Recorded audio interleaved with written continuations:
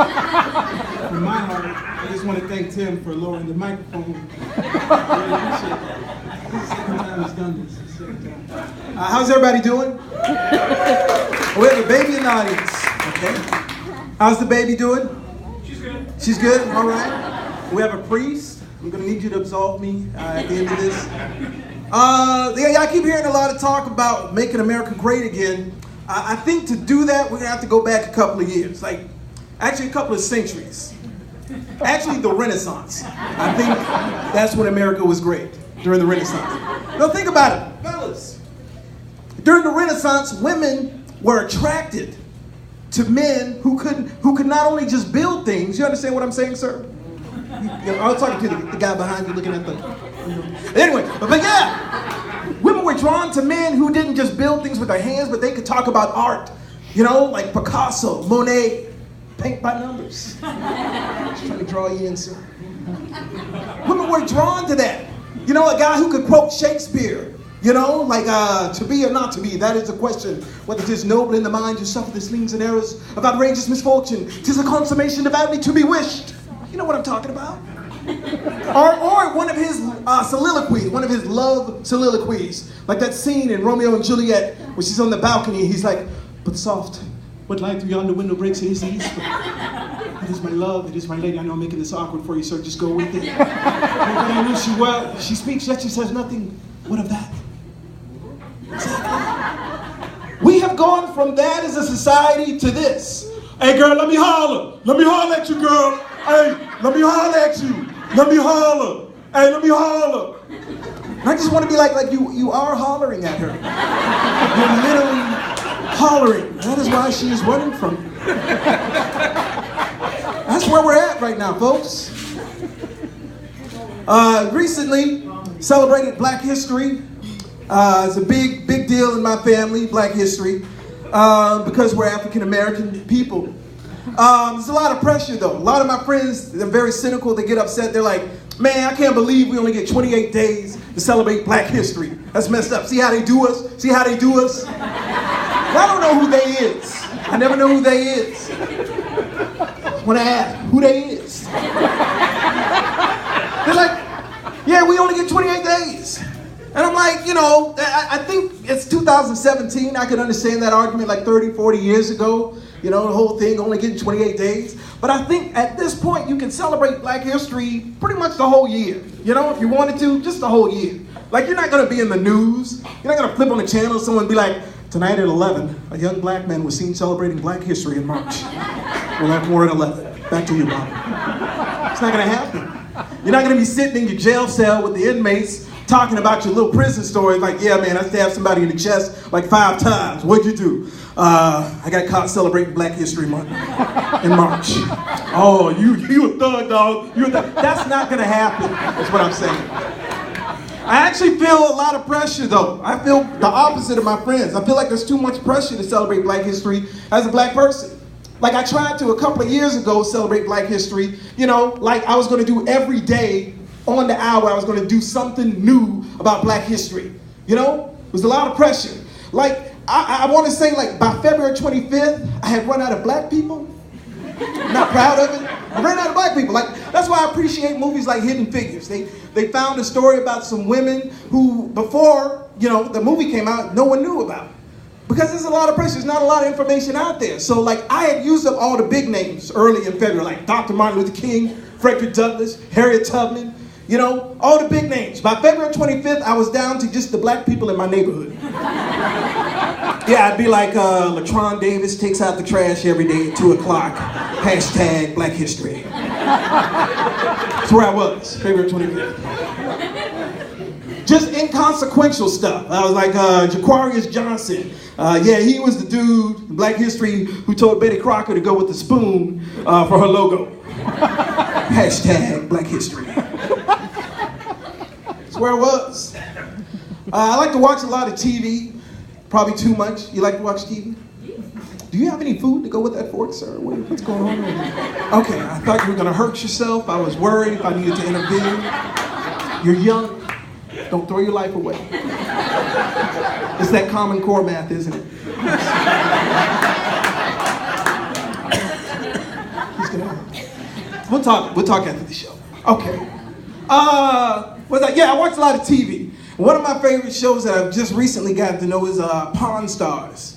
It's where these people pawn off things, they get a lot of money for it, and it's really fascinating. Like this one episode, they had some dude, he had this document that was signed, it was used for boarding ships, they said, before the War of 1812. You know, it was like an interesting fact. And he was like, this time by Thomas Jefferson and John Adams. And the dude it was worth $6,500, but he got like $2,500 for it. And then it went from the opposite of that to some lady who was like, I have a finger puppet, Smokey the Bear. This was the first Smokey the Bear finger puppet ever used. And I was like, how do they like authenticate these things? Because it seemed like she was just trying to get a lot of money for nothing. You know, she was like, I want $100 for this. They're like, we'll give you two. We'll give you two. But I would love an episode of Pawn Stars where they had like Al Pacino on there. I think he would like, you know, just call somebody out if they were like trying to like fabricate a story. Like if Tracy Morgan, one of my favorite comedians, walked in and was like, yeah, I'm Tracy Morgan. Yeah, I'm Tracy Morgan. I want to pawn this bottle of shampoo because my great-grandfather was George Washington. And Al Pacino would be like, hold everything. You want me to believe your great-grandpappy was George Washington? I don't know if I believe that. I gotta be honest. You know, that's kind of like me saying my great-grandpappy was George Washington Carver. I don't know if I believe that. Then like all the people are like, you know, Pacino, you need to calm down, you know, you're getting out of order. Oh, I'm out of order. No, you're out of order. Tracy Morgan is out of order. This whole place is out of order. Right. I think it would be a fun episode. I'm from Savannah, Georgia. You can probably tell. Yep, from Savannah. Someone's from Savannah? Okay. Oh, you were just encouraging the fact that I was okay. I didn't know if I knew you. But yeah, Savannah, Georgia. It's right off the coast of Georgia. A lot of people will ask me, are you afraid when you're in Savannah because of the hurricanes? And Savannah's only known for two things. Hurricanes and Here Comes Honey Boo Boo. I'm trying to help Savannah out. If the comedy thing works, maybe we could be known for more than that. But right now, it's just Honey Boo Boo and hurricanes. And yeah, they always ask me, like, were you afraid of the hurricanes growing up? And that didn't scare me growing up, was the hurricanes. What scared me was the way they would report on the hurricanes. They would always tell you, watch out for the eye of the hurricane. Don't wait around for the eye of the hurricane. So as a kid, I'd be in my room praying, Lord, please don't let us get hit by the eye of the hurricane. Please don't let us get hit by the eye of the hurricane. Let us get the elbow or the pinky toe. Please don't let us get the eye of the hurricane. Or if we do get the eye of the hurricane, Lord, let it be a lazy eye. Amen. Thank you, Lord. That used to be my prayer. And I tell you, I don't know if we have any middle children in the audience. No, a couple of them. Yeah, you found out very early on that you're a middle child. I did during a hurricane, actually, I found this out. Yeah, it was Hurricane Andrew, this was years ago, and they had the meteorologists, people were like, we need the whole city of Savannah to just evacuate. So the whole city left at the same time. Somebody thought that was a bright idea. So we were just sitting there, and my mom realized she forgot to get drinks.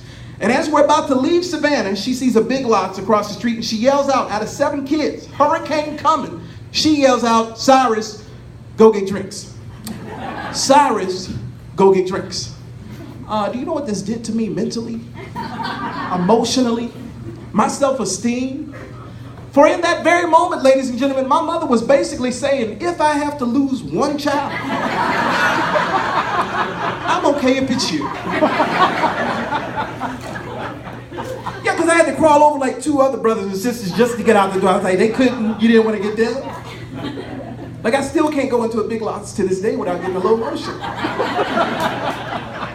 But yeah, I really, you know, I try to enjoy life, but I'm pretty much, I want to say like an introvert. A lot of people will say, Cyrus, you know, you do comedy, but, you know, how can you be an introvert and you do comedy? And I don't know, like I think because you do so much on stage, you just kind of like to have a downtime. So that's kind of how I am. Like people will like invite me to places, or they try to surprise me. Like, Cyrus, I'm gonna come to your house one day, jump out the closet, and be like, boo, you know? And I'm like, don't do that. You might get punched in the face. You might get punched in the face. You know, or they'll say, you know, we got a concert, and so-and-so is performing, I'm bringing everybody. And I don't get excited about who's performing. I get excited about the parking situation. I'm like, just so I can get in and get out, get home. You know, that's how much of an introvert I am. And don't get me wrong, you know, if you need a friend, I'm there. You know, you're cramming for an exam, need somebody to help you study, I'm there. You know, but if your child is growing his or her third tooth, and you feel the need to call somebody, like a spirit leads you to call somebody, don't call me. Because I'm not going to say what you want me to say. Like if you call me like, hey Cyrus, little Marcus just grew his third tooth. Isn't that amazing? Isn't that amazing? No. I'm going to focus on that word amazing. And then I'm liable to go off and be like, no, it's not amazing that little Marcus grew his third tooth. It's not amazing. What's amazing is that the sun rises and the sun sets every day like clockwork and we don't even think about it. That's amazing. That's amazing. What's amazing is that the earth spins and tilts on its own axis and we don't even think about it. That's amazing. That's amazing. It's doing it right now. What's amazing is that Magic Johnson, NBA legend Magic Johnson, contracted the HIV virus over 25 years ago, and yet the man is so healthy that to this day, if you line the two of us up side by side and ask yourself, well, which one of y'all look like they have HIV virus? The fact that you would choose me first, that's amazing.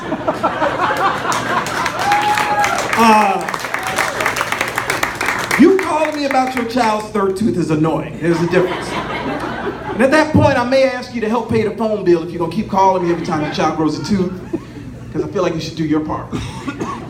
But yeah, so I'm trying to work on being an introvert, but you got to pray for me.